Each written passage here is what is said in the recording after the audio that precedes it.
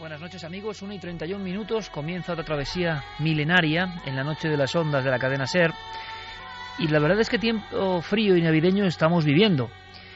Y en este periodo tan concreto, con tantas ilusiones y esperanzas y deseos puestos en el firmamento en ocasiones, resulta que llegan también, se ha filtrado a través de la prensa, no con mucho eco, se ha quedado reducido al mundo de lo científico, una noticia o una serie de noticias que son sumamente interesantes, tan interesantes como para profundizar un poco en ellas y, por supuesto, ampliarlas hacia la incógnita, hacia el misterio, hacia todo lo que una noticia que tiene que ver con el ADN y con nuestro pasado remoto puede significar en torno a misterios todavía por resolver. Porque al final la gran pregunta es ¿quiénes somos? Implicada en esa pregunta está la cuestión de dónde venimos. Y sobre la evolución se ha hablado muchísimo. Los libros de hace unos años apenas valen ya. El carrusel de descubrimientos de las últimas épocas es sorprendente. Y solo os puedo decir que cosas que causaban risión entre los propios científicos o que se daban por inciertas absolutamente y por propias de mentes fantasiosas, resulta que ahora recobran fuerza. ¿Cómo resumir esto que es un poco complicado? Esta noche tenemos muchos temas, muy variados, pero yo creo que merece la pena escuchar lo que significa el hallazgo en torno al código genético nuestro y al de nuestros ancestros.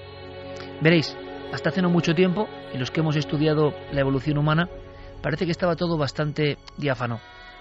Las especies tenían un recorrido concreto, es más, hay algunos dibujos y gráficos que son un poco arquetipo de los tiempos. Pero resulta que hace unos 3 años todo empezó a quebrarse, o por lo menos a volverse mucho más complejo. En una cueva de difícil acceso, de una zona remotísima, en Siberia, aparece un dedo. Y ese dedo del que hablamos aquí como noticia cuando ocurrió, resulta que tenía un genoma, resulta que tenía unas propiedades como ser viviente, resulta que tenía un código completamente diferente. La ciencia, Svante Pääbo en concreto, el gran experto en el análisis de ADN, había descubierto a una especie de la cual no se sabía nada. Todo el mundo se echó las manos a la cabeza. ¿Cómo es posible que en pleno 2010, a finales, con toda la información que existe, con todo lo que nos han contado de quiénes somos, de dónde venimos, por qué la evolución, aparezca algo inesperado, tan inesperado? El análisis científico de aquellos restos abrió el camino para algo que es sorprendente. Se empezó a comparar genoma, también de la especie Neandertal, con nosotros mismos, con cualquier persona de la calle, con el ser humano actual. Los trabajos laboriosos lograron comparar ambos mapas, complejísimos, estructuras indescifrables casi hasta hoy. Y empezaron a llegar unas sorpresas que, como digo, se han transformado casi en cascada en las últimas fechas. Tenemos un documento, Svante Pääbo habla de esas primeras sorpresas. Resulta que nosotros estamos compuestos por muchas piezas, por muchas cosas que no estaban en el guión de hace tan solo unos años. Este tema se ha debatido mucho durante los últimos 20 o 30 años y ahora que hemos podido determinar la primera versión del genoma del Neandertal, hemos podido abordar la pregunta directamente analizando a las personas de hoy en día y preguntándonos si tenían pedacitos de sus cromosomas, de su ADN, procedentes de los neandertales. Y la respuesta es que sí.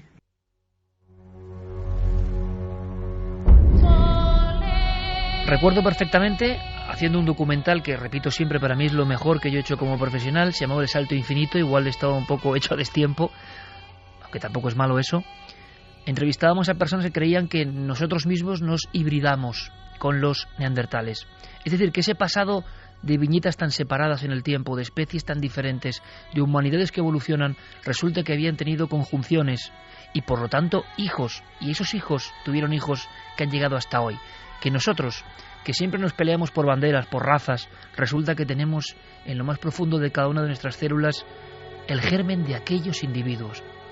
A veces pensar en esto, por ejemplo en Navidad, yo creo que no es malo, para que sepamos que en el fondo todos venimos de la misma semilla de la vida, semilla divina, dicen algunos, o semilla, quién sabe si del cosmos. Vamos a intentar ampliar el abanico del misterio, porque lo tiene, y yo no quiero cansaros con datos en este primer fragmento del programa, ni con detalles especialmente farragosos. Imaginaos, resulta que en nuestro genoma aparecen esos códigos de los antiguos neandertales. Por tanto, nos juntamos con ellos. Tuvimos descendencia. ¿Qué propiedades nos pasaron? ¿Por qué ellos desaparecieron? Sigue siendo una incógnita, pero es que hay mucho más.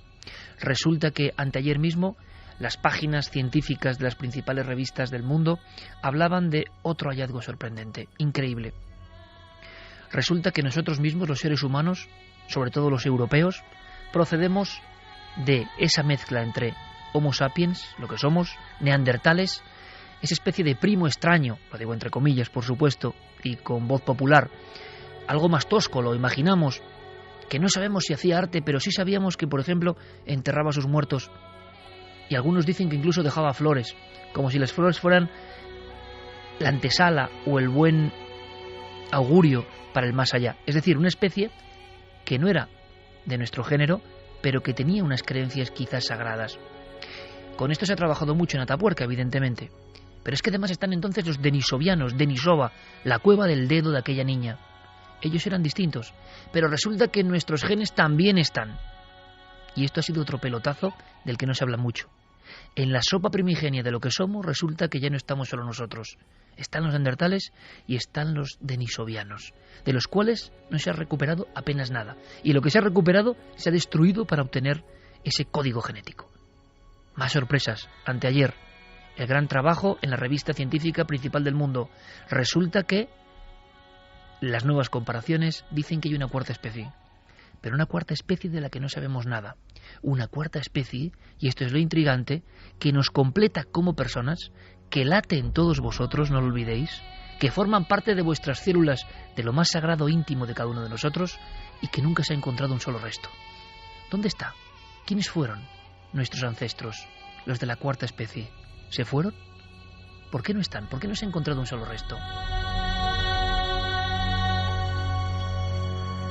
Ahora los científicos quieren descubrir quiénes son esos otros. ¿Os imagináis? 4 humanidades por lo menos conviviendo. Aquí la fantasía se desata y nosotros lo vamos a hacer sin ningún tapujo. Vamos a contar lo que nos sugiere todo esto. Pero antes escuchemos a un científico, a un premio Príncipe de Asturias de la Ciencia, uno de los amigos del programa que nos enorgullece con su presencia y con su ayuda. Es José María Bermúdez de Castro, director del proyecto Atapuerca, y que fue uno de los primeros, no ahora, sino hace mucho tiempo, que empezó a hablar de algo que parecía fantasía, que en el pasado estas hibridaciones, quién sabe si con más especies, tuvieron lugar.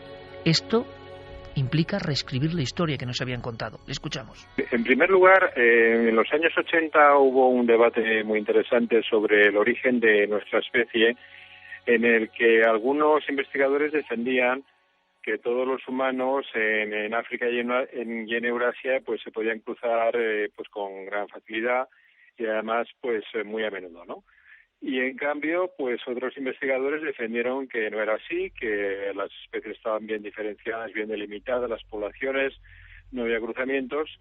Y bueno, pues nosotros pues al principio de este siglo pues empezamos en base a una serie de datos que estábamos viendo en el registro fósil de los yacimientos de Atapuerca, empezamos a decir que bueno, que había quizá que pensar en algo intermedio, ¿no? En no ser tan drástico, tan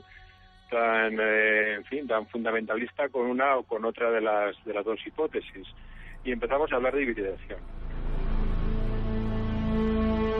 ¿Quiénes somos? Hibridación.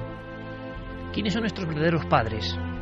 ¿Quién ha aportado en el nacimiento de esta especie que hoy piensa, sueña, crea arte, tiene un sentido, vamos a decirlo, religioso o trascendente de la vida, que tiene conciencia y consciencia? Hay una gran diferencia con lo que venía antes. Hay un salto prodigioso. Las noticias indican, y esto es muy sorprendente, que tan solo hace 50.000 años, o sea, anteayer en la historia, hace 50.000 años, en nuestra tierra, por ejemplo, en España, en Europa, en las montañas europeas, esas 4 humanidades diferentes convivieron. La pregunta es, casi de novela, ¿por qué no se ha encontrado a esa cuarta pata, a ese cuarto as debajo de la manga de la genética? ¿Quiénes eran? José Manuel Nieves lo explica bastante bien. Es un auténtico bombazo. Es más, algunos especialistas han dicho que solo la evidencia de vida extraterrestre llegaría a este nivel. Y nosotros comprendemos que sin saber de genética es difícil entrar en esa entraña, nunca mejor dicho, del mundo de las células y los genes. Pero parece que algo muy importante está a punto de descubrirse. Por lo menos se está viendo que nada es como nos habían contado, que cuando la luz de la ciencia genética entra, resulta que somos hijos de un auténtico misterio, o de varios misterios que se entrecruzan. Y yo me pregunto, lanzando esta cuestión a la noche, ¿y si esa cuarta especie, que yo no lo sé, desde luego, es pura fantasía, lo que digo ahora, alejada de cualquier tipo de ciencia, pero si aquellos fueron los que nos dieron precisamente esa chispa, esa luz, esa sensación de ser otra cosa, ese cerebro y esa conciencia que era un 600 y se convirtió en un Ferrari en apenas nada, que somos hijos de esa conjunción, ¿y quién nos aportó eso que no tenían los otros? ¿Por qué lo tenían ellos? ¿Nos lo legaron? Suena fantástico, ¿verdad? A ver qué nos cuenta Nieves. Esa sorpresa mayúscula ahora ha sido subrayada por otro estudio en el que han secuenciado el genoma de un neandertal. Y de lo que se han dado cuenta es que el origen del hombre moderno, de nosotros, es bastante más complicado de lo que pensábamos, porque en realidad hubo 4 especies humanas, 4 especies de homínidos, que en algún momento compartieron territorio y probablemente también se entrecruzaron entre ellas. Esas 4 especies diferentes son los sapiens, que somos nosotros, los neandertales, los propios denisovanos y una cuarta especie que todavía no se ha determinado exactamente cuál es. Se ha excavado en todo el mundo, se han buscado pruebas y sin embargo queda ese misterio auténtico que yo creo que merece mucho más la pena que para vagar solo en tratados científicos. Merece la pena que el público esta noche, por lo menos con este altavoz que somos, que sabemos a dónde llegamos, sepa, sea consciente de que su propio linaje es un misterio. Suena ridículo, ¿no?, hablar de familias, de razas, de etnias, de procedencias, de colores, cuando el misterio auténtico de la vida humana está compuesto de un sinfín de enigmas que nadie sabe resolver. Somos hijos de estos seres. Y cuando pensamos, cuando soñamos, cuando miramos, cuando imaginamos, cuando queremos, seguramente estamos reproduciendo algo que ellos nos legaron. ¿Nos lo legaron con conciencia exacta de lo que hacían? ¿Hay casi un toque mágico en todo esto? ¿Qué sabemos exactamente, José Manuel, se lo preguntábamos, de esta cuarta especie, que es el gran misterio que surge a partir de antes de ayer? Lo que sí podemos saber de ella es que es una especie arcaica, muy antigua, porque la carga genética que transmite, que ha transmitido tanto a los neandertales como a los denisovanos, es muy arcaica. Hay muchos investigadores que piensan que en realidad no se trata de una especie desconocida, sino que es lo que nosotros hemos llamado hasta ahora Homo erectus, que es uno de los homínidos que hace 1.800.000 años salió de África y empezó a poblar el mundo. En esa migración larguísima de cientos de miles de años, pues estos homínidos se fueron encontrando con otros grupos de homínidos que estaban en otros lugares y se fueron cruzando con ellos. ¿Durante cuánto tiempo se produjo esta hibridación? No se sabe. Hubo 4 especies de homínidos intercambiando genes entre sí. El resultado de eso, pues somos nosotros. Evidentemente hacen falta muchas más investigaciones, hace falta intentar secuenciar algún fragmento genético de un Homo erectus para saber si efectivamente es esa especie misteriosa a la que nos estamos refiriendo o si por el contrario hay que seguir buscándola en otra parte. La especie misteriosa, porque es verdad que todo lo que sabemos de los neandertales o de esas otras especies más remotas no tiene nada que ver con nosotros. La gran pregunta que se hacen muchas personas a todos los niveles, científico, religioso, misterioso, es ¿por qué somos tan diferentes? Es que no hay excusa alguna. ¿Por qué somos tan distintos? ¿Por qué tenemos esta capacidad prodigiosa para ser conscientes, este trabajo mental, y los demás parece que no la tenían? Es como comparar a un hombre casi del futuro con alguien precisamente de la edad de piedra. ¿Es todo una cuestión evolutiva o resulta que hay una serie de mezclas que nadie comprende muy bien? Bueno, pues yo quiero ser valiente esta noche. No quiere decir que sea una opinión personal, pero vamos a abrir la posibilidad de la imaginación. Porque estos temas suelen encajar con el gusto popular, nos gustan, porque hay grandes lagunas en torno a nuestro origen. Nos gustan los mitos de extraterrestres que vienen de fuera o de dioses que nos crearon a su imagen y semejanza, porque realmente no sabemos quiénes somos ni dónde venimos. Mañana en Cuarto Milenio tenemos un debate que puede ser realmente explosivo y es curioso que coincida los Anunnaki como debate. La sensación de que hubo unos seres extraterrestres para algunos, yo no lo sé, que llegaron y nos dieron ese equipaje, ese chip que nos diferencia en apenas un fragmento pequeñísimo del tiempo de lo que había antes. Esas capacidades asombrosas nos las dieron alguien que estuvo, lo hizo por algo y se marchó. O se quedó, nadie lo sabe. Así que como tenemos ese debate, sería bueno ampliar la perspectiva. ¿Cómo ven, no los científicos, como habéis escuchado, a Svante Pabo, a Bermudo de Castro o a José Manuel Nieves? ¿Cómo lo ven los que siguen los temas convencidos de que la hibridación sí ocurrió, pero no ocurrió solo entre razas humanas, sino que en ese cóctel del que somos hijos, y que ahora uno es consciente de ello, de ese proceso no tan recto, sino absolutamente caótico y extraño, alguien puso su varita mágica, alguien puso su condimento, alguien nos creó? Bien, ¿cómo lo verán ellos? Hemos preguntado a Enrique de Vicente, que durante mucho tiempo ha investigado por qué en todas las culturas madre de la Tierra existe esa historia de que llegan unos seres diferentes, plonk, y nos meten en una especie de pendrive, y somos lo que somos. Pero lo que esto nos indica una vez más es que no sabemos casi nada sobre nuestro pasado y sobre nuestro origen. Todo lo que podemos hacer con lo poco que tenemos es dar palos de ciego, es imaginar cómo podría ser un rompecabezas de 1000 piezas del que solo hemos encontrado 30 piececitas correspondientes a una de las esquinas y 5 más del resto. Curiosamente, muchas historias hablan de un descenso primigenio muchísimo antes de que hubiese atisbos humanos de seres venidos del cosmos en lo que llamaban la isla blanca del mar del Gobi, que está situada al este de Denisova, del lugar donde se han hallado estos primeros restos. Dando palos de ciego intentamos componer el puzzle. Esta especie asombrosa y prodigiosa, la especie que manejaba piedras, que pintaba las cuevas de una forma prodigiosa, esta misma especie ha acabado construyendo instrumentos para leer su propio código más interno, para leer su mensaje más profundo, el mensaje que quizá alguien nos dejó. Bien, yendo todavía un poco más allá, hay quien ve en ese salto prodigioso que se produce, ojo, en Europa. No se produce en África, se produce en Europa cuando un grupo de estas personas, quizá hace 50.000, 40.000 años, empieza a decorar las cavernas mostrando unas capacidades mentales artísticas fuera de toda duda. Ha nacido un hombre nuevo. ¿Por qué? Hay muchos seguidores de los Anunnaki, es curioso, y no es cuestión de mezclar temas, simplemente cómo interpretan ellos esta noticia. David Parcerisa, que mañana estará en ese debate de Anunnaki como absoluto y ferviente seguidor en España, representando a muchos que creen que fuimos visitados por dioses cósmicos, por seres distintos que nos crearon. ¿Él cómo lee esto? Esto entre líneas, esta gran movida, entre comillas, que sale a la luz de la genética. Pues lo ve así.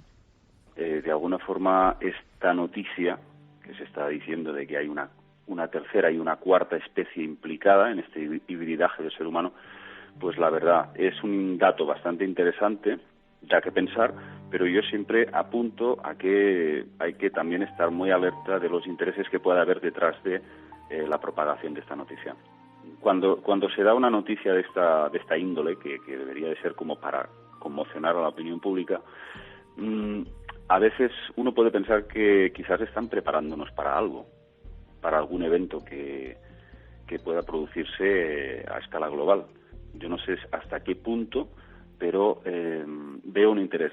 Ahora, el tema es que hace ya muchísimo tiempo que ya se sabe todo esto, que se ha conseguido realmente determinar que tenemos el germen de la conciencia humana no puede haber sido fruto de una evolución tan súbita, y creo que la prueba más evidente es de qué manera emerge la cultura sumeria, de una forma como si hubiese caído ese conocimiento del cielo, y de golpe y porrazo aparece una civilización de las más interesantes, más ricas en el mundo, en el sentido de que de repente desarrollan un sistema sexagesimal, matemática, agricultura, ingeniería.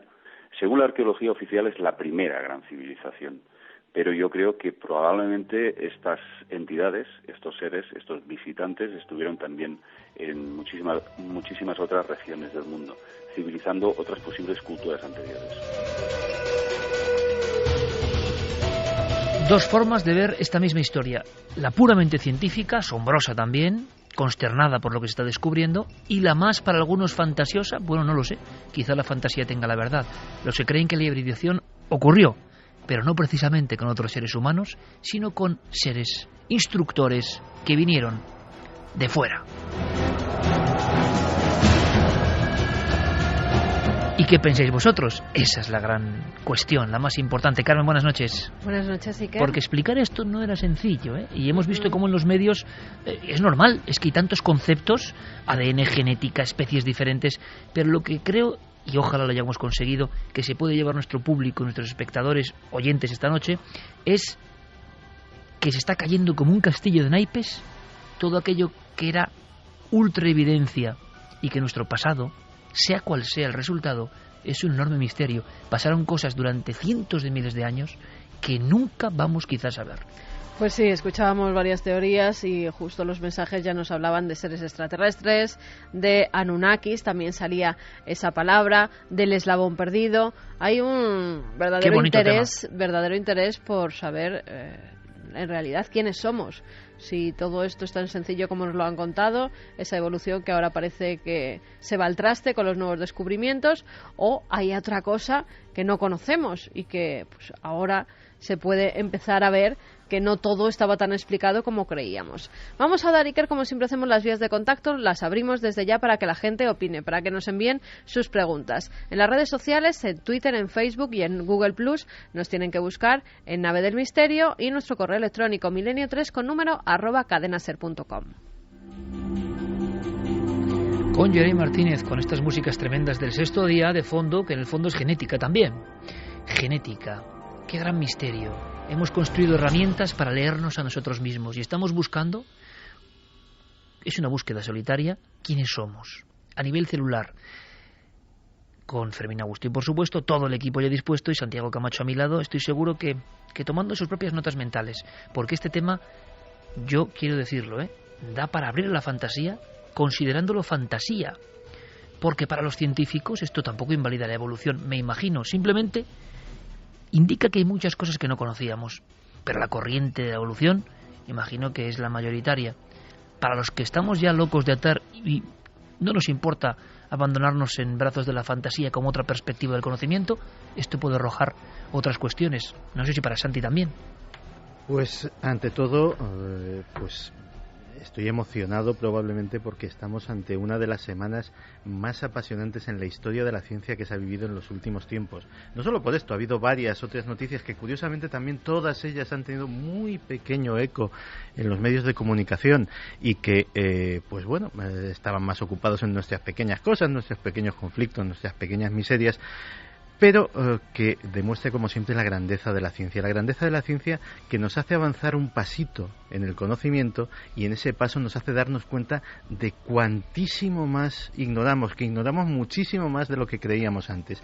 Y desde luego esta primera noticia es impresionante. Desde luego es una auténtica historia de detectives de la antigüedad, de detectives de la antropología, averiguar quién era ese cuarto desconocido. Un cuarto desconocido que probablemente tenía que, si estuvo hibridándose con las otras 3 especies, tenía que ser una especie muy extendida, porque de todas las demás hay rastros, aunque sean mínimos, aunque sea un dedo, aunque sea una falange, aunque sea un fragmento de hueso, y de esta cuarta no.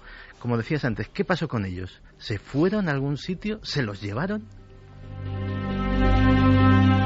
Javier Pérez Campos, compañero, buenas noches. Hola, Iker, buenas noches. Lo que decimos, aquí podemos darnos ese lujo, contar con premios Príncipe de Asturias o con vanguardia pura de la ciencia, que nos cuenten su perspectiva. Gente como Bermúdez de Castro, que es que además está emocionado porque dentro de su ámbito, y por supuesto con la ciencia, y sin ir nunca al ámbito de la fantasía, pues hombre, es un reto, ¿no? Resulta que ellos ya hablaban hace muchos años de esa hibridación. Y eso causaba risa en no pocos otros científicos, ¿no?, en su tiempo. Y ahora llega este cóctel asombroso. Pero nosotros, como digo, podemos ir hasta más allá. Y nos suena esta historia. Nos suena a una historia que se viene contando en diferentes civilizaciones, mundos. Algo falta para explicar por qué somos como somos. Y muchos quieren ver ese algo en una intervención exógena, de fuera. Y esta es la prueba, Iker, definitiva, yo creo, y ojalá sea así, de que tenemos que desligarnos de todos los prejuicios que llevamos con nosotros, que tenemos que empezar a aceptar que hay cosas que desconocemos por completo, y este es el ejemplo más claro, ¿no? De repente, la posibilidad de una cuarta especie que hace unos años era cosa de risa, era cosa absolutamente rechazada por la ciencia, y de repente tienen que reconocer que desconocíamos esto y tienen que hacer hueco a esta posibilidad, ¿no? Pues ojalá podamos saber más y que los científicos investiguen, pues abriendo la puerta a todas las posibilidades que existen.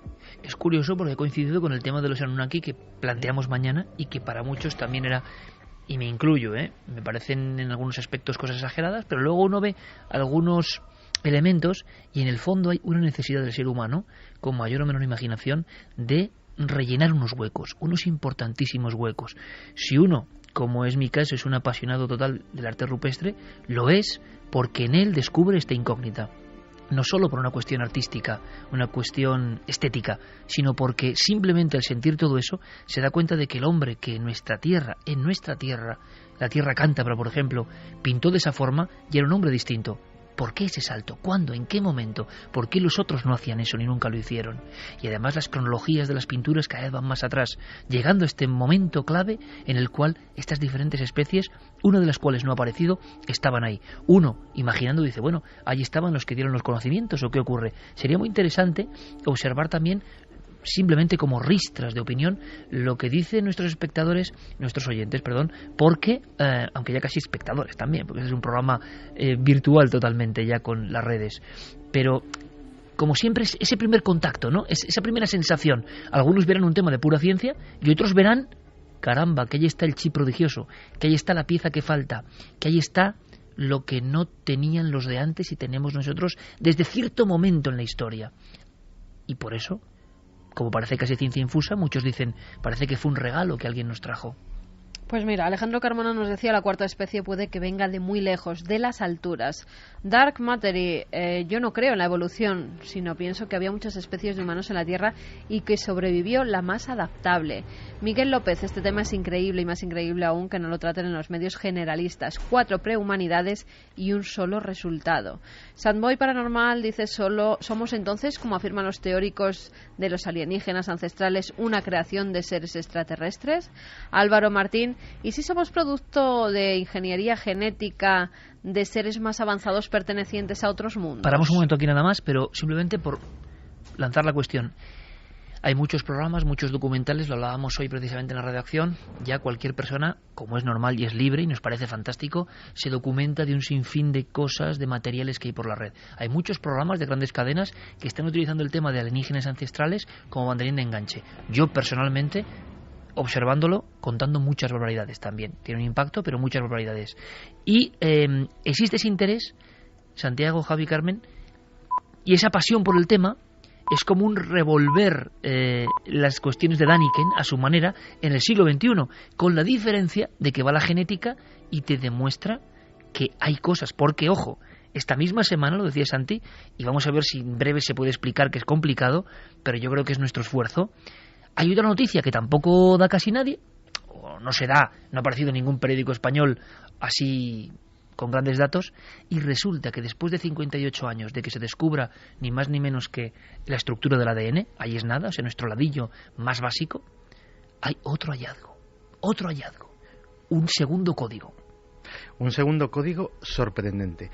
Fíjate, la primera noticia, la de estas 4 especies, venía de la gran revista Nature, pues la otra gran revista científica, Science, daba otro aldabonazo histórico a la ciencia.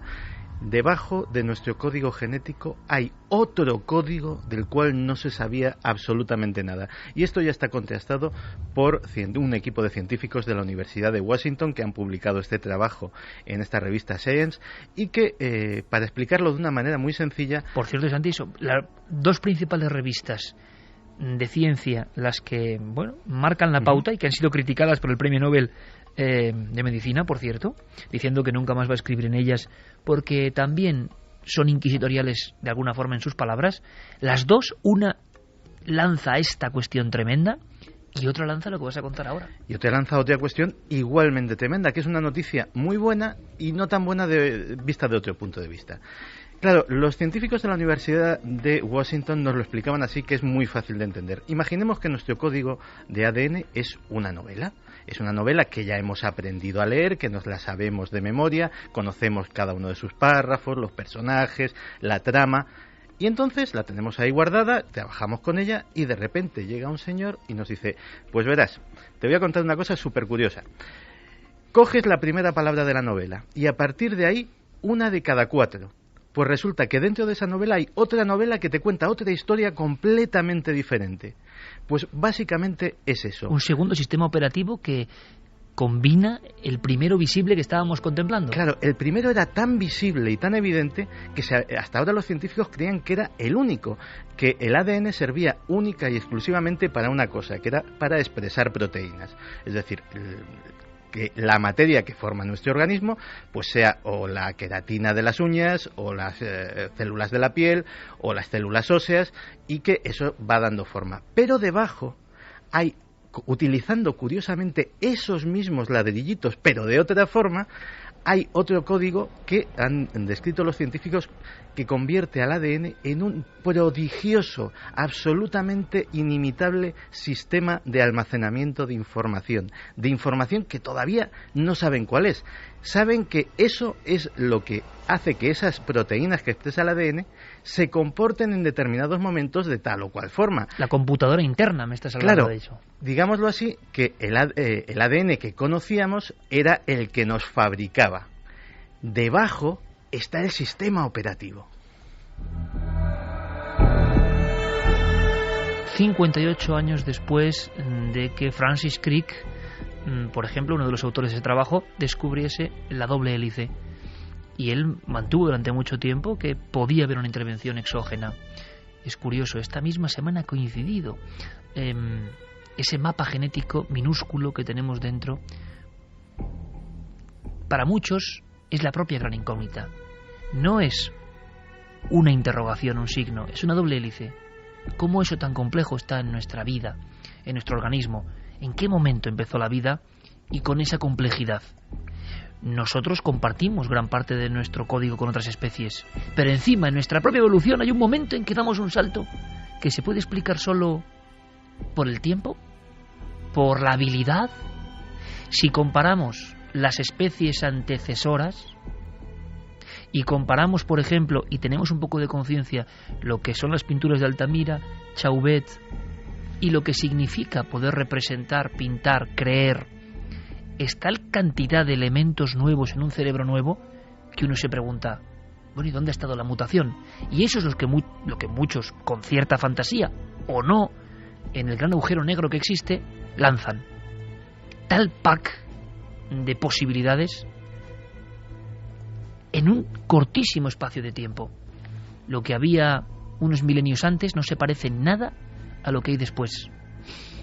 Y eso uno lo siente cuando va a las grandes cavernas rupestres, porque son lo que nos ha quedado como manifestación de aquel hombre. No tenemos otra. Tenemos algunas esculturas que no llegan tampoco a ese nivel. Es como si hubiera unos maestros prodigiosos, unos maestros con una sensibilidad increíble, que no tenían nada que ver con lo que vino antes. Unos maestros que seguramente, contemplando sus obras, creían en cosas, porque esas pinturas son un mapa de creencias.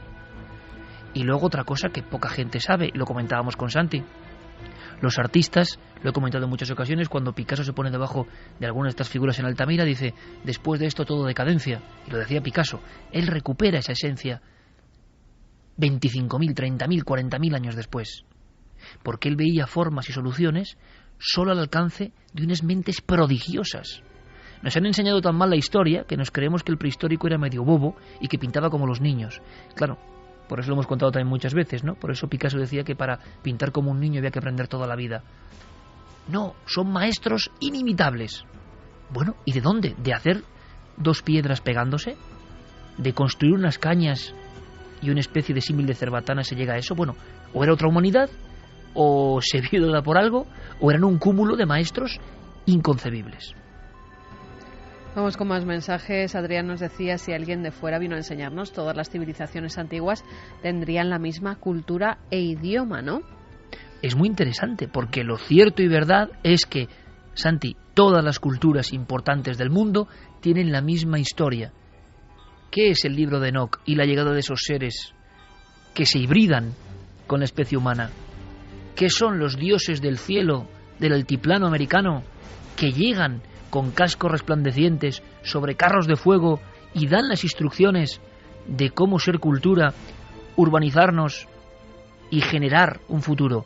¿Quiénes son los seres de la Mesopotamia envueltos en llamas, que de la noche a la mañana nos enseñan que ya no hay que cazar, sino que se puede sembrar, que se puede guardar, que se pueden apiñar las chozas, que ya no hay cavernas y no hay ciudades? Todos los grandes saltos se producen al mismo tiempo que llega una leyenda de otros. Yo no digo que sea verdad o no, digo que ocurre a nivel sociológico esto. Y sucede a nivel mundial. Has citado esos ejemplos, pero es que prácticamente en todos los continentes. La antigua mitología china posee también esos seres venidos de otro sitio que dan ese poder, esa sabiduría. Los aborígenes australianos también creían en unos superiores que les legaron buena parte de su conocimiento de lo que ellos denominan el mundo del sueño y de la magia. Es decir, estamos hablando de un fenómeno universal y desde luego fíjate que nuestros oyentes también se hacen eco de esto. La palabra Anunnaki seguramente ahora mismo está en las mentes de muchos. Cuando estábamos hablando en la redacción de esta noticia, yo que también soy muy fantasioso, claro, me preguntaba, como hacía hace un momento, ¿dónde fue esa cuarta especie desconocida? Y me vino una elucubración como puede venirle a cualquiera, no tiene ninguna base, ningún fundamento científico, pero llegué a pensar, ¿y si no existió nunca ese cuarto desconocido? ¿Y si era un fragmento de ADN creado en un laboratorio e insertado ahí? Nunca hubo una especie cuarta a la que perteneció ese ADN y por eso no se encontrará jamás. ¿Fantasía? Puede ser.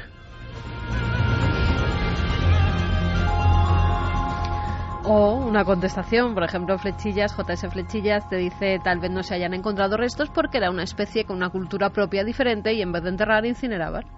Sí, pero se han encontrado muchos lugares de incineración en toda la historia. O sea, en nuestro propio país, algunos de los grandes restos de la historia son urnas cinerarias de los íberos, por ejemplo, con los restos. Esos restos no se marchan, no se evaporan. No esos restos se tiren al agua.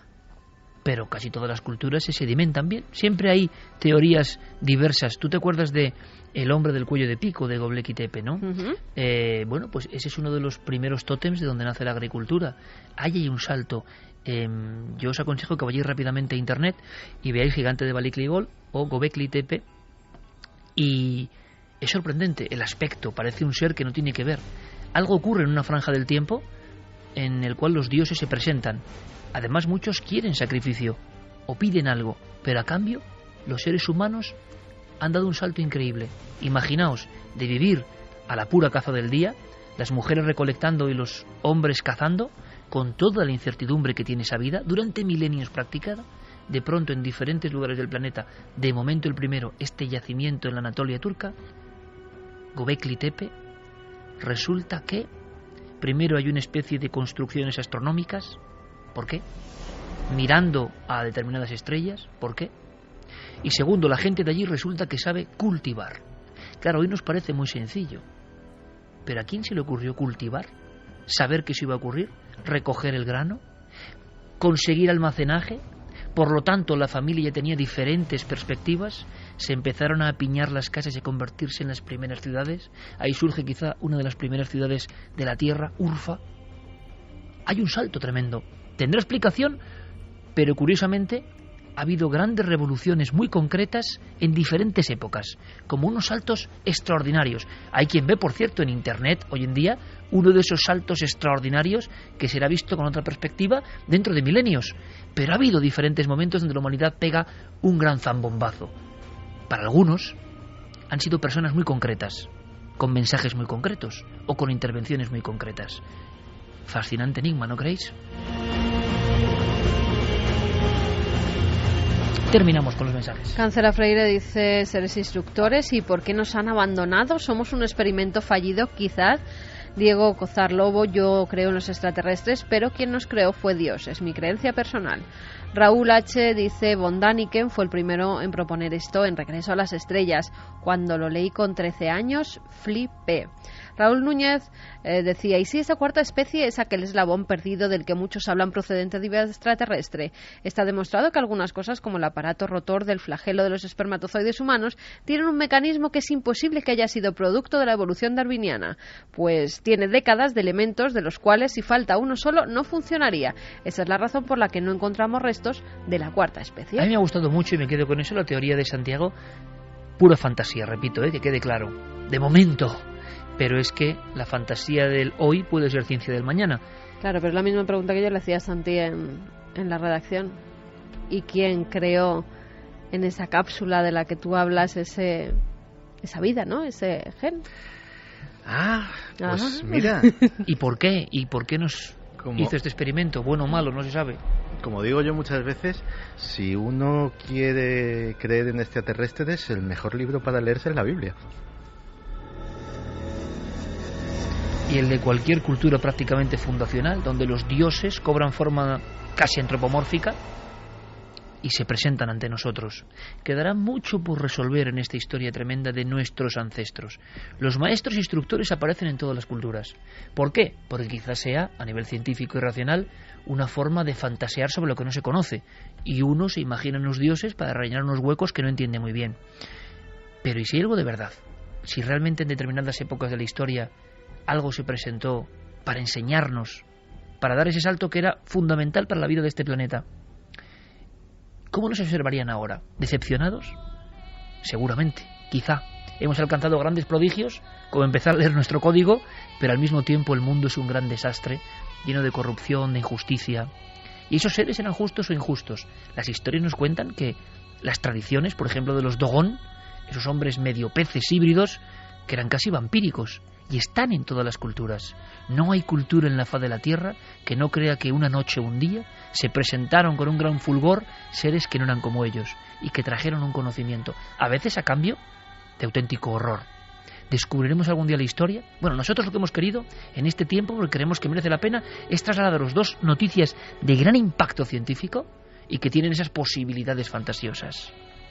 ¿Se cumplirá la profecía de la fantasía? A lo mejor dentro de siglos se escucha este programa y no precisamente para decir, bueno, qué fantasía, qué tontería, porque ha ocurrido con otras muchas personas. A lo mejor estos locos que especulaban son escuchados dentro de unos cuantos milenios diciendo, bueno, iban por el camino correcto. Ahora bien, ¿y quién creó a los instructores? Eso ya es otra cuestión mucho más lejana. Lo cierto y verdad, repito, es que teorías muy sólidas, mantenidas durante mucho tiempo, parece que hay, bueno, un resquebrajarse, una especie de constante pelea, y que no todo está tan claro. Y si esos neandertales honraban a la muerte, creían ya que ese paso era otra cosa, un viaje a otro mundo. ¿Por qué había flores? ¿Por qué había una reverencia? Bueno, pues quizá porque pensaban que había la posibilidad de que ese compañero muerto regresase. Las historias de fantasmas, las historias de aparecidos, las historias del miedo que nos provocan, son otras paralelas a las de los instructores. Están en todo el mundo. Nacen desde el inicio del tiempo. No solo que alguien vino de fuera, sino que alguien volvió del más allá, quizá para darnos una información. Las noticias continúan, prosiguen, y ahora mismo nos marchamos a Venezuela, porque ahí surge otra noticia de actualidad, sorprendente como pocas. Noticia que tenéis que vivir con nosotros.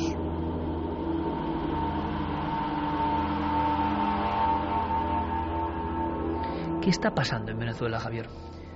Pues lo que está ocurriendo en una localidad muy concreta, la de Guanipa, en Venezuela, tiene aterrorizada a toda una comisaría de policía, funcionarios, miembros de seguridad, personal de limpieza y los propios reos, los prisioneros que están en la cárcel anexa a este edificio, están viviendo escenas de auténtico pánico, como digo, porque desde hace 2 meses son muchos los que aseguran que por el pasillo deambula una figura, la figura de una mujer con pelo oscuro sobre la cara, que va flotando que no pisa el suelo y que incluso en más de una ocasión ha llegado a agredir a los miembros de este lugar. Parece propio de película de terror japonés, la propia escena, el propio lugar. Pero ¿está pasando ahora?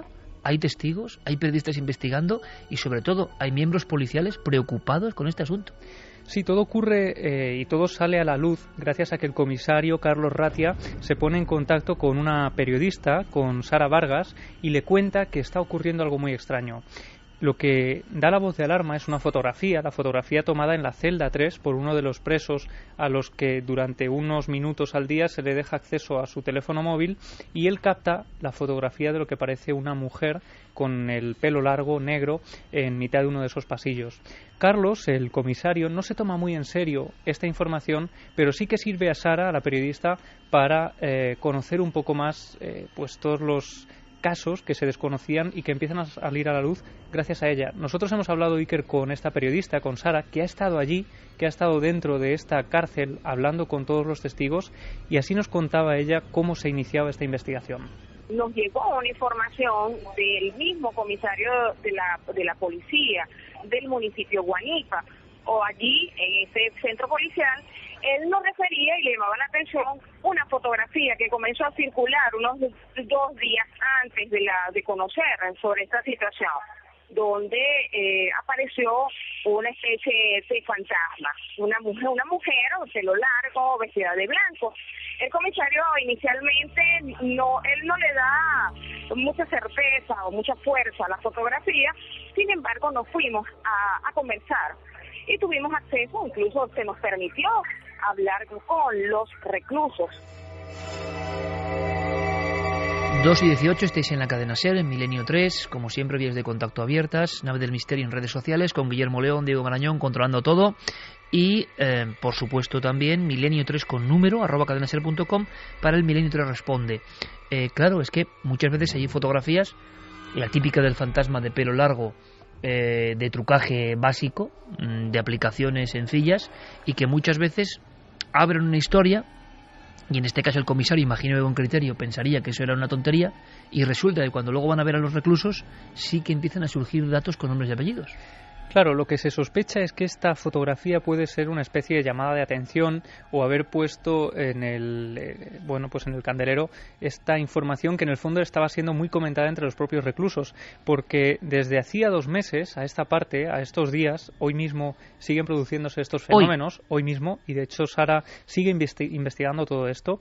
Pues hay un total de 60 reclusos. Estas 60 personas ya hablan de haber vivido experiencias muy similares. Hay nombres y apellidos de gente que cuenta experiencias personales de encuentros con esta figura que llega a ser agresiva, especialmente en esa celda 3. El edificio Iker es un edificio de hormigón, muy sencillo, muy humilde, construido hace unos 9 años. Se ha buceado en la historia del lugar y allí se descubre que no hay nada truculento, no hay nada trágico, aparentemente. Eso eran unos terrenos del ayuntamiento que estaban vacíos y que se decide construir allí esa comisaría de policía. Sara nos contaba pues cómo los reclusos hablan de unas evidencias que ocurren antes de la propia aparición de la figura. Malos olores, sonidos extraños, una luminaria, una especie de resplandor que inunda algunas de las celdas. Y así nos cuenta Sara lo que ocurre también cuando aparecía esta figura femenina. Ellas aseguran que la mujer aparece allí en esa celda y siente una especie de calor y un olor nauseabundo. Ellos, al despertar, han podido observar el rostro de una mujer vestida de blanco. Hacen referencia a que incluso flota, la imagen flota, nunca pisa suelo, y la han visto salir desde aquí, desde esa celda.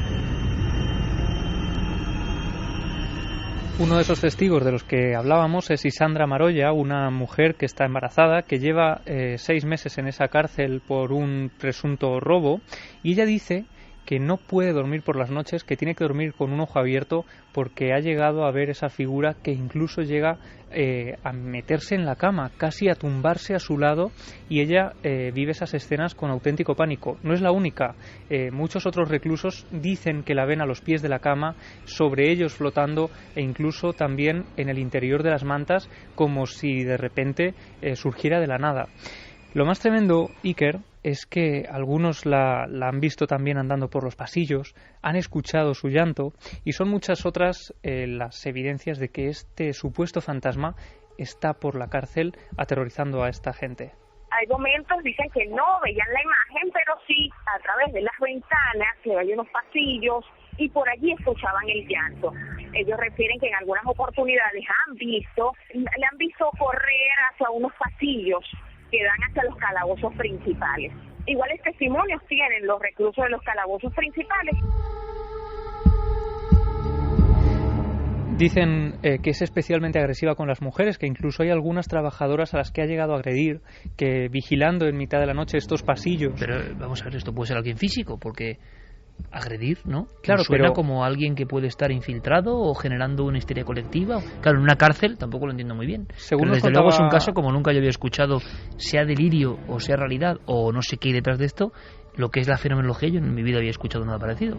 O histeria colectiva, quizá, porque según nos contaba Sara, esta gente acostumbrada a trabajar, a vigilar en lugares inhóspitos, pues dicen que sienten como en un pasillo donde están completamente solos, pues notan como una especie de palmada en la espalda que les empuja, notan evidencias físicas. Son lugares... los vigilantes ya los que están hablando de esto. Eso es, no son los reclusos, sino los propios vigilantes, gente de limpieza que trabaja allí, es decir, desde todos los ámbitos, funcionarios también del ayuntamiento que trabajan en este edificio. Si quieres vamos a escuchar a Sara hablándonos de las experiencias y del miedo de estas personas que trabajan en esta cárcel. Fuimos más allá y conversamos con los funcionarios policiales. Allí prestan guardia aproximadamente unos 4 oficiales de seguridad. Y ellos nos referían que siempre se ha dado la misma situación con esa mujer. Y ellos dicen que sienten temor. Incluso llama poderosamente la atención porque ellos le refieren al comisario que ellos no quieren montar más guardias porque tienen miedo. Ellos tienen un área que es el área de descanso, que aquí le llamamos cuadra. Bueno, en esa cuadra algunas de las oficiales no quieren dormir, prefieren no dormir en las camas, sino en el piso, lanzan allí una colchoneta, unas cobijas y duermen porque les da miedo.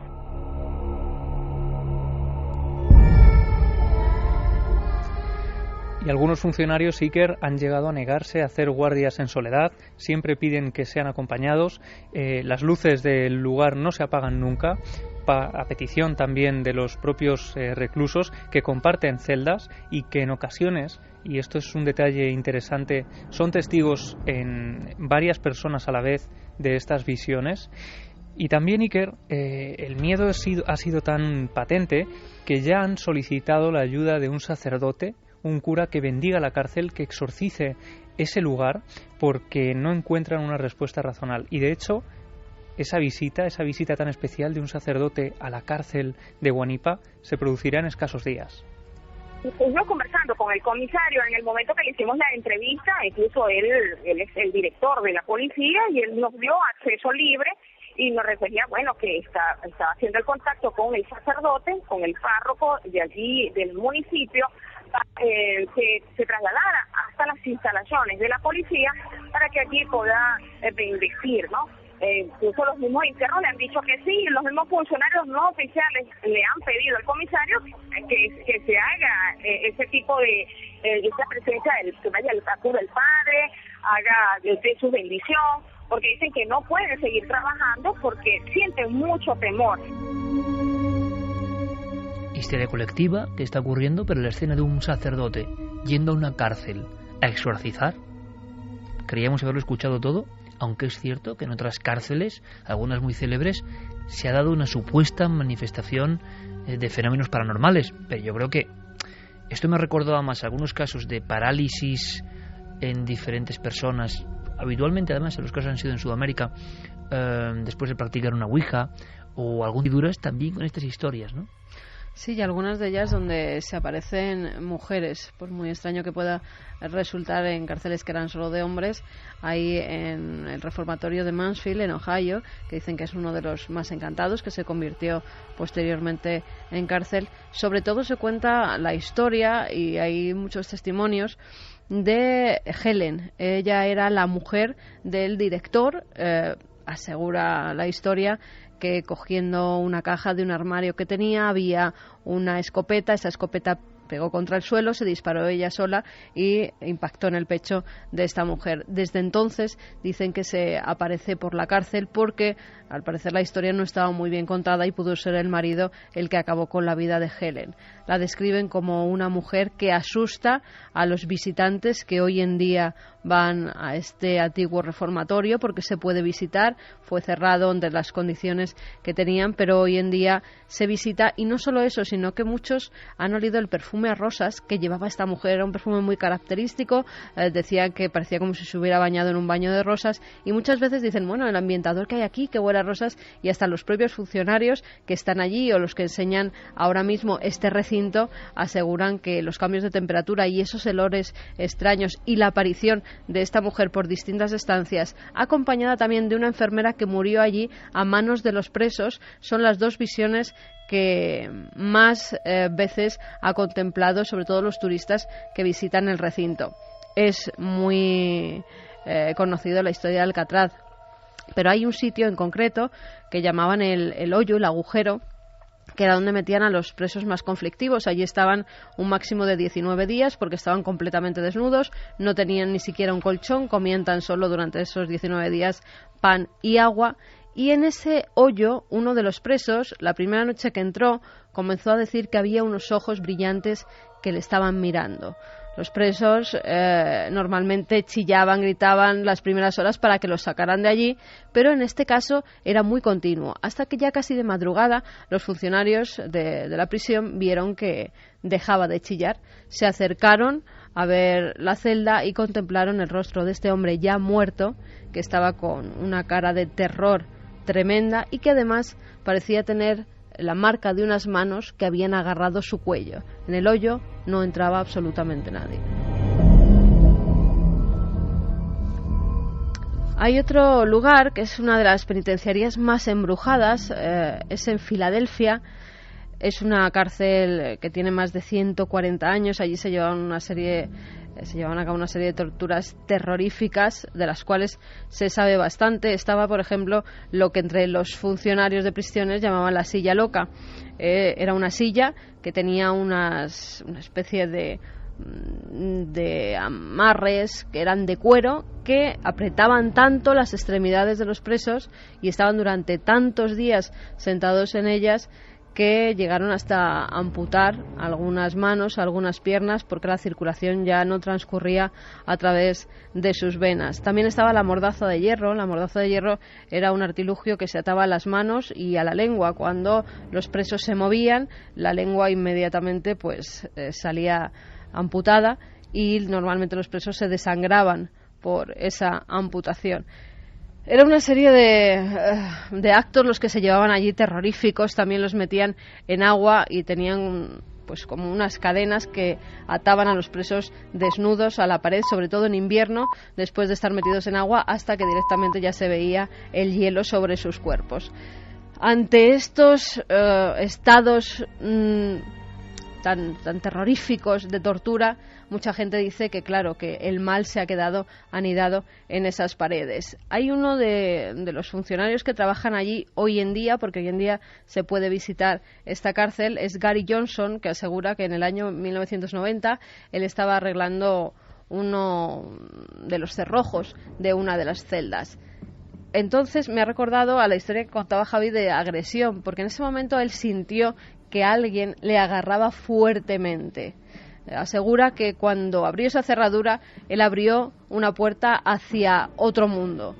Entonces es cuando salió el mal de esa celda, siempre contado por este funcionario. Dicen que le agarró muy fuerte, que no podía moverse, que no podía gritar, que él veía como rostros increíblemente macabros salían de esa celda y como una figura, una sombra oscura se abalanzaba sobre él. En el momento en el que él pudo recuperarse de ese estado, salió corriendo, lo contó a sus compañeros y estos aseguraron que no era la primera vez que pasaba. Bueno, y ahí la fenomenología, pero extrañísimo sin duda el caso que era noticia esta semana y que por eso de alguna forma estaba en este dossier informativo de Milenio 3, perdón. Esto ya es un poco cambalache, lógico, ¿lo entendéis? intentaremos indagar a ver dónde llegamos, ¿no?, con el asunto de esta prisión humilde, esta comisaría, anexo el lugar donde están los presos, pero ha habido muchas más noticias interesantes que nos llevan ni más ni menos que a la Luna. Y sobre la Luna hay una cosa inesperada también que realmente os puede interesar. Cambiamos de tercio, Geray, vámonos con la música rumbo a eso, a esa Luna que ha sido visitada por un artilugio chino hace escasos días. Por cierto, la conspiración también es libre. A estas horas, 2:32, ¿qué dirán los amigos de Santi en torno a ese viaje chino a la Luna?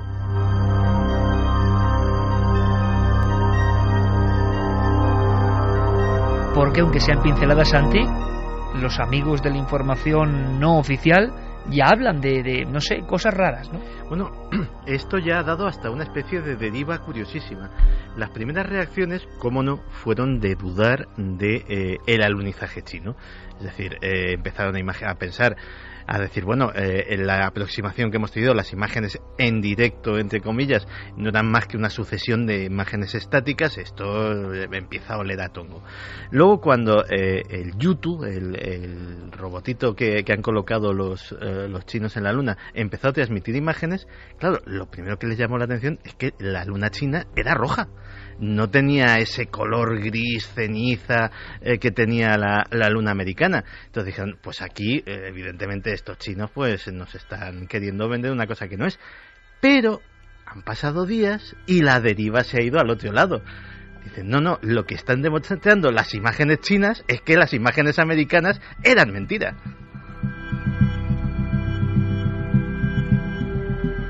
Buenísimo. Rebrota la historia de la conspiración lunar del 69, o sea que para algunos los chinos igual son los primeros y todo, ¿no? Hombre, nosotros algo ya de aprender de televisión en las cámaras sabemos, y precisamente la sensibilidad o incluso la toma puede hacer variar un color de esa forma tan drástica, ¿no? Y el contraste y todo, pero la conspiración lunar yo creo que es algo que no va a morir nunca. La conspiración lunar nació en el 69, pero da la impresión de que también es como el ADN y que está aquí desde siempre, ¿no? Pero hay algo sobre la Luna, Santi, interesante. Mañana precisamente en la televisión veremos más cosas, pero hay algo muy interesante, extraño, diferente, bizarro. Lo tiene que traer Diego Marañón. Diego, buenas noches. Buenas noches, Iker. Porque tú perseguías hacía tiempo una historia. Hemos oído hablar de aquellas cintas de la Luna, lo decía Santi. Lo que ha pasado con China es que reverdece laureles la conspiración mítica del Apolo en el año 69, en el mes de junio. La llegada supuesta, el gran paso para la humanidad. Y también se hablaba mucho de aquellas cintas perdidas. Aquellas cintas que al final nadie sabe qué eran, qué no eran, que se perdieron, que eran una versión, que... Bueno, tú has indagado y te has encontrado con un historión, ¿no? Pues sí, como decíais, últimamente la Luna ha vuelto a ser el centro de muchos titulares como ese que comentabais. Habría que decir que en realidad nunca ha dejado de serlo, pero bueno, a ese alunizaje del primer robot explorador chino después de 37 años sin que una nave terrestre pisase nuestro satélite, hay que añadir una noticia que ha pasado de puntillas, Iker, pero que sin embargo esconde una historia increíble, una historia que comienza hace casi 50 años. Y es que hace solo unos días, el amanecer de la Tierra, que así es como se llama una de las primeras imágenes que se tomaron de nuestro planeta desde la Luna, una imagen que impactó al mundo en la década de los años 60, ha regresado a nuestro satélite, ha vuelto a casa. Y lo ha hecho en un archivo digitalizado, con una resolución impensable hasta hace muy poco tiempo, y todo forma parte de un trabajo del que nos alertaba entusiasmado nuestro compañero Guillermo León. Se trata de una labor de recuperación de historia realizada por un grupo de entusiastas bastante al margen de los focos informativos, hay que decirlo, que dedican literalmente miles de horas a algo que no les reporta ni fama desmedida, ni un interés espectacular ante los medios, pero cuyos resultados son espectaculares.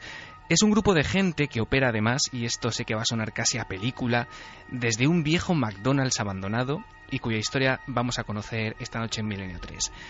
Se trata del programa LOIRP, LOIRP. Son las siglas en inglés del proyecto de recuperación de las imágenes del Lunar Orbiter. Luego diré cómo es posible que Guillermo León, solo Guillermo León, la sana, en conexión, tiene, claro, vía directa con este McDonald's abandonado. No hay otra forma. Pero cuéntanos, Diego.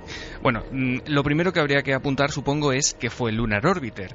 Bueno, cuando hablamos de esto, Iker, nos estamos refiriendo a un programa estadounidense que se llevó a cabo entre los años 1966 y 1967, que estaba compuesto por 5 misiones y cuyo objetivo era de alguna manera mapear la superficie lunar, preparar el terreno para que las naves del programa Apolo, que vinieron después, fuesen a nuestro satélite con una mayor seguridad y con objetivos más claros a la hora de aterrizar.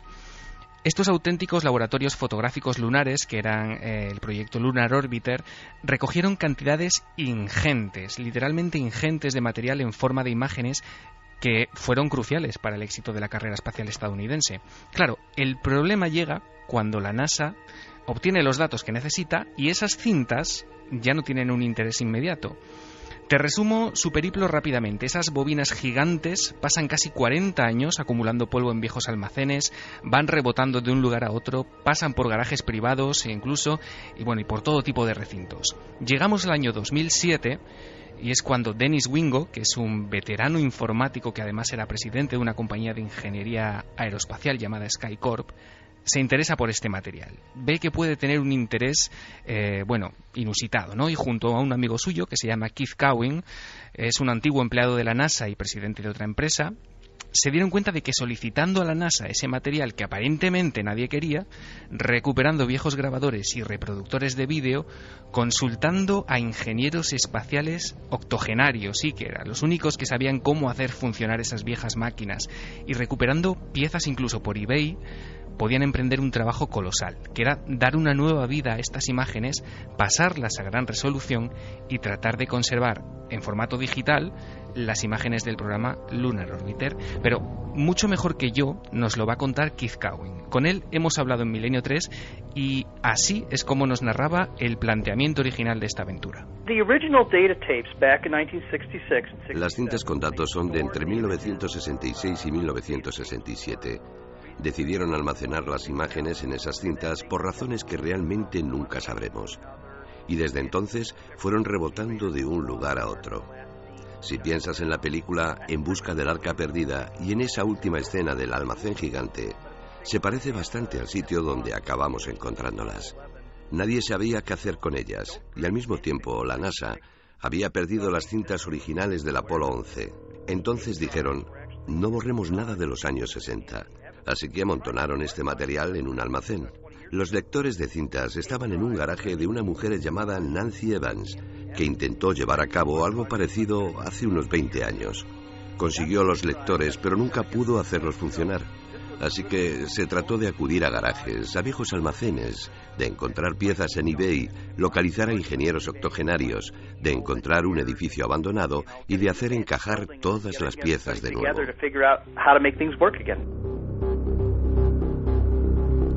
Esta historia es como tantas historias americanas, en mi opinión, fantásticas. Os estoy viendo a los creadores de las compañías informáticas en garajes, tantas cosas, ¿no? Increíbles, pero que solo se hacen con entusiasmo. Bueno, cuenta, Diego, por favor. Bueno, pues como escuchabas a Keith Cowan, él nos hablaba que había tenido que encontrar un edificio abandonado, y es que esto es muy curioso, Iker. Ellos operan desde un lugar al que han bautizado como McMoon, un antiguo McDonald's abandonado que está... ¿McMoon? Sí, claro, el McLuna. Es un antiguo McDonald's que, pues como te digo, que estaba abandonado, estaba vacío, cerca del centro de investigación Ames de la NASA en California. Y llegaron allí porque, claro, ellos necesitaban un espacio que pudiera cerrar por la noche. Así nos lo contaba Keith Cowan. Y las únicas opciones eran o este restaurante o una barbería cercana. Hay que decir que en aquella época estaban destinados allí muchos militares. Claro, la barbería nos decía que había sido objeto de un intento de robo, hicieron incluso un butrón, así que enseguida quedó descartada. Y así es como consiguieron este local donde almacenan todo su aparataje. Y estamos hablando, Iker, de reproductores de vídeo de los años 60 que pesan cada uno aproximadamente 270 kilos. En su época eran alta tecnología, costaban alrededor de $1 millón cada uno. Y son los aparatos que ellos están usando hoy para leer las cintas. Casi 2.000 bobinas en concreto, cada una pesa casi 5 kilos y las están digitalizando desde hace años pacientemente una por una. Y aquí viene una curiosidad. Justo cuando ellos solicitaron este material a la NASA, trascendió, te acordarás, que la Agencia Espacial Norteamericana había extraviado los que probablemente sean las cintas más míticas de su historia, las del alunizaje del Apolo 11 en 1969. Claro, Guillermo, cuando se enteró de esta historia, se preguntó enseguida y me decía, la pregunta es, si material más antiguo y aparentemente de mucho menos valor como este de las misiones Lunar Orbiter está perfectamente localizado y catalogado, ¿cómo es posible que las filmaciones del Apolo 11 sencillamente no estén? Eso dice la NASA. Qué gran reflexión y pregunta de Guillermo León, ¿eh? Claro, por esto también le hemos preguntado a Keith Cowen, a nuestro invitado, que nos contó, para nuestra sorpresa, ahora lo vas a escuchar, que de algún modo ellos colaboraron en la búsqueda de ese santo grial de la carrera espacial. En realidad, lo creas o no, recuperamos nuestras imágenes al mismo tiempo que ellos estaban buscando las cintas de la Luna. Dennis y yo teníamos nuestras teorías. Fuimos a uno de estos almacenes subterráneos gigantes para buscar esas cintas, pero no las encontramos. Encontramos otras, también interesantes, que estaban allí. Las buscamos en su día. Todavía hoy pensamos que están allí mal etiquetadas, porque estos almacenes son colosales. Podrías meter dentro varios 747 o unos cuantos Airbus A380. Son inmensos. Alguien pudo haberse equivocado al poner las etiquetas y se traspapelaron. Creo que probablemente algún día aparecerán, pero nunca se sabe. Nosotros fuimos capaces de recuperar las cintas que queríamos, lo cual fue un milagro. Y si el milagro se dio una vez, puede darse de nuevo.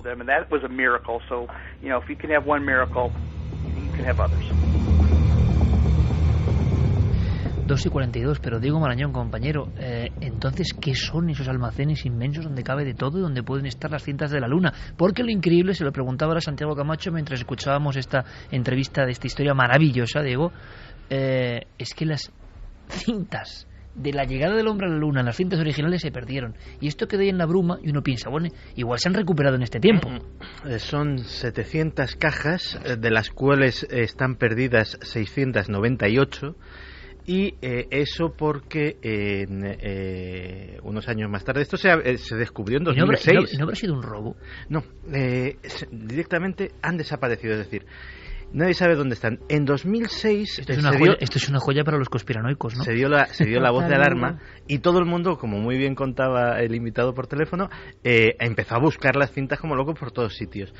En un sótano polvoriento de la Universidad de Perth, en Australia, apareció una caja con 100 cintas, que es una cantidad ínfima, porque estamos hablando, no son cintas VHS, son cintas con telemetría. La inmensa mayoría de ese material ni siquiera tiene imágenes, es decir, son datos técnicos, digámoslo así, cintas de ordenador. Pero aparte de ese descubrimiento en ese sótano polvoriento de la Universidad Australiana, nunca más se ha vuelto a saber del resto de las cajas. Pero... Es que...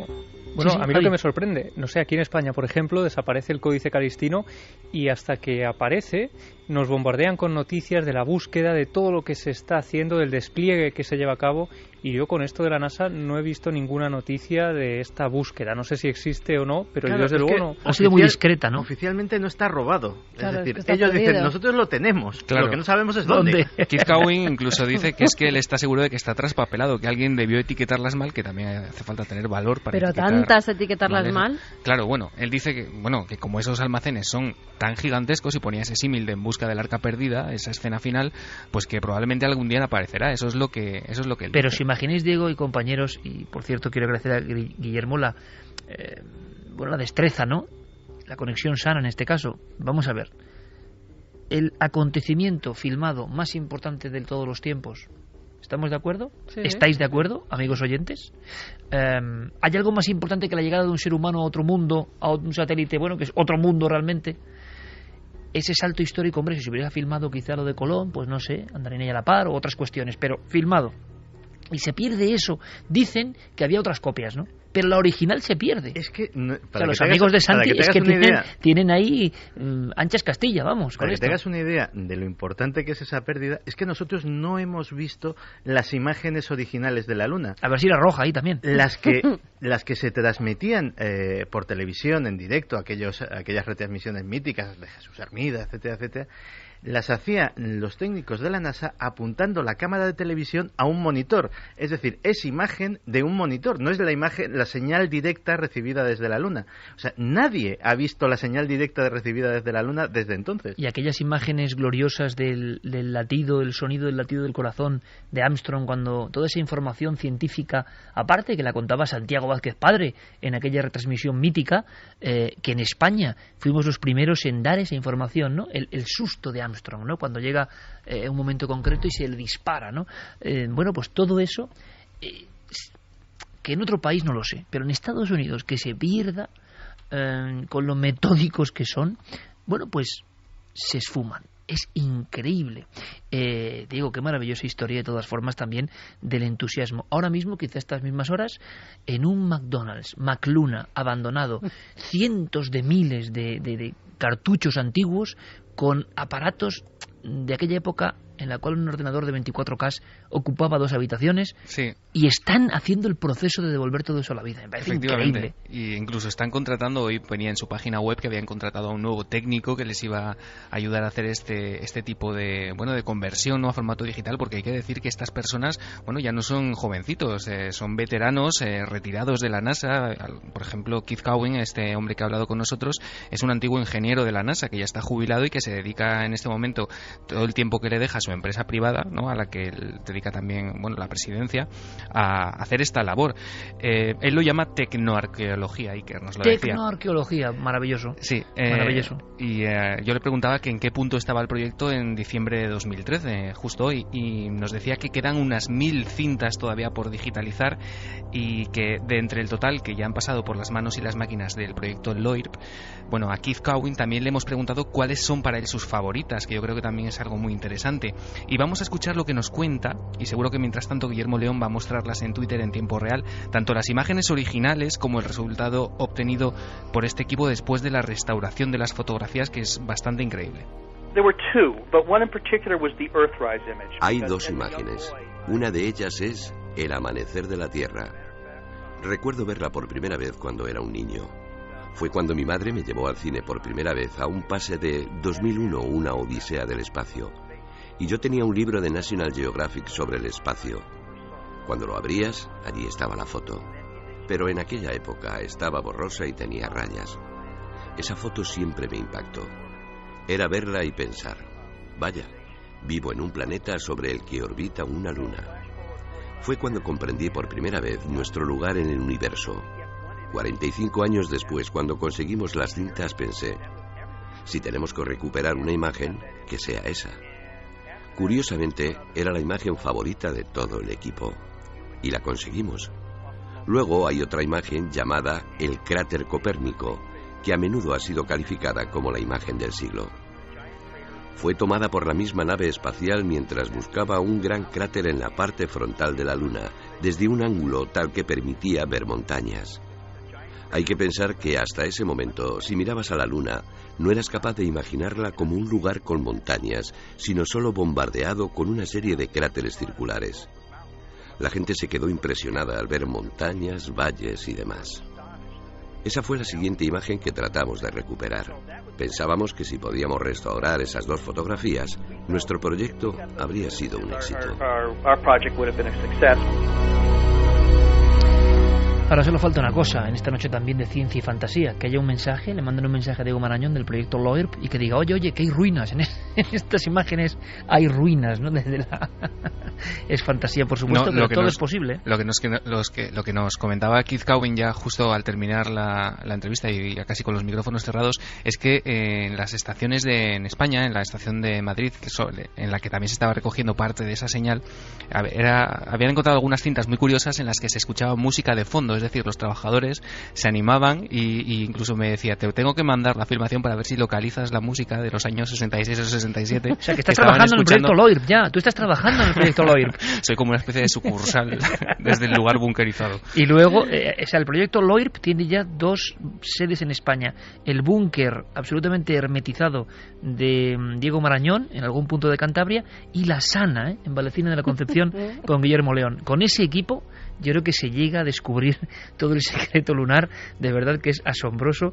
Y claro, en esta semana, ¿no? En la que de alguna forma se vuelve la luna y las imágenes de ese mundo muerto, pero tan mítico, tan simbólico, vuelven a estar. Musiquita española. Música española. Vamos a la playa. O cualquier cosa. Exacto. Siendo España podría ser cualquier cosa absolutamente. Totalmente desconectada. Cualquier cosa. Diego, luego te escucho porque tenemos uno de los nuestros muy singular, ¿verdad?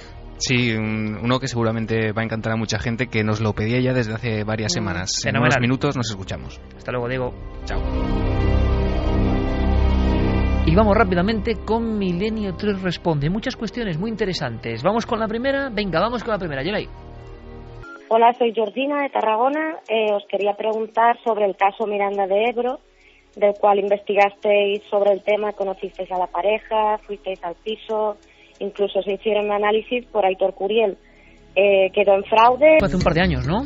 Sí, fue hace un par de años, una noche muy emocionante de radio, porque nosotros mismos nos convertimos, de las pocas veces que ocurre, en testigos del fenómeno. Con el buen amigo Enrique Chazarra estuvimos en ese domicilio y vimos cómo de la piel de esta mujer, de Leticia, aparecían manchas de sangre, que al final esos análisis del doctor Curiel determinaron que eran sangre auténtica de esta mujer, de Leticia. Lo que ocurre es que pudimos dar respuesta parcial a este enigma, porque esa sangre era suya, podía ser fruto de alguna extraña afección, pero lo que no supimos dar respuesta es a los fenómenos paranormales que ocurrían en su casa. Había fenómenos extraños en la casa y al mismo tiempo esta mujer en un estado de tensión tremendo, y delante de vosotros y de las cámaras y de los micrófonos de la SER se ponía a sangrar, como a exudar sangre, ¿no? Eso es. Lo que ocurre y lo curioso es que unos oyentes propusieron que esta pareja sacara de su casa algunos objetos que habían comprado recientemente en un país exótico. Los sacaron al domingo siguiente, solo 24 horas después, y a partir de ese momento, Iker, de ese mismo día, cesaron por completo los fenómenos paranormales. Hola, soy Gloria. No son restaurantes, lo que dicen en la película, son como casas donde cada vez se lleva a cabo una cena entre un grupo muy elegido de personas. A mí me parece una leyenda urbana. Las sociedades gastronómicas, para hacernos una idea. Sociedad gastronómica humana. En nuestra opinión, la de Milenio, podemos estar equivocados, ojalá no estemos equivocados, leyenda urbana. Buenas madrugadas, soy Maite Caballero de Córdoba y me gustaría saber si el sonido llamado el ronquido de Taos tiene relación con el hum o es lo mismo, porque parece ser que mientras que el hum se graba con un simple móvil, el ronquido de Taos no queda registrado en micrófonos convencionales. También quisiera saber si hay alguna nueva información sobre las investigaciones que se están llevando para saber el origen de estos sonidos. Muchas gracias. Santi, vamos rápido. Si te parece, le decimos a Yeri que nos ponga ese sonido ronquido de Taos para que lo identifiquemos. Venga, Yeri, va. ¿Qué estamos escuchando? Estamos escuchando lo que se llama el zumbido o el ronquido, el sonido de Taos.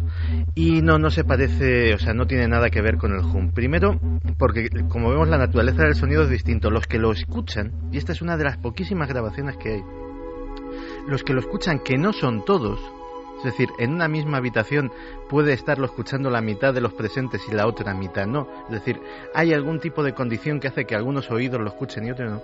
Los que lo escuchan, como hemos podido nosotros apreciar, les recuerda muy gráficamente al repiqueteo de un motor diésel contra la ventanilla del vehículo. Si nosotros con un coche al ralentí ponemos la oreja en la ventanilla, podemos escuchar un sonido muy parecido a este. El hum no, el hum tiene esa naturaleza metálica, fantasmal, extraña, que se parecía a esos extraterrestres de la película La Guerra de los Mundos, ¿no?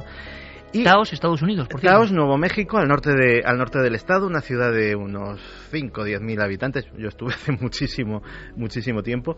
Y es una ciudad curiosa porque, aparte de eso, ha ido cantidad de gente a investigar el fenómeno. Este tipo de grabaciones se consiguen con equipos muy sensibles, es decir, no basta el micrófono de un móvil, es decir, son fruto del trabajo de investigadores. Y lo que es un enigma es de dónde procede. Le han achacado desde las placas tectónicas, algún tipo de efecto geológico que no se conocen, hasta condicionamientos que pueden venir hasta de la fauna local, que haya algún tipo de animal o de insecto que no se conoce y que puede hacer ese zumbido. Buenas noches, mira, soy Juan de San Sebastián. Bueno, quería preguntaros por si, a ver qué había ocurrido con el tema aquello de matanzas de ganado a principios de los años 90 en Navarra. Era pues si sabía que había ocurrido. Venga, muchas gracias. Y anduvimos. Ocurría que los animales estaban asustados que presentían la llegada de algo, sea un lobo efectivamente, o sea otro tipo de depredador, y entonces muchas de las ovejas realmente no morían mordidas, sino que se producía una especie de asfixia entre ellas, todas iban hacia atrás. Claro, en uno de los ataques con punzón, en Caparroso, recuerdo perfectamente, llegar allí, ver los montones de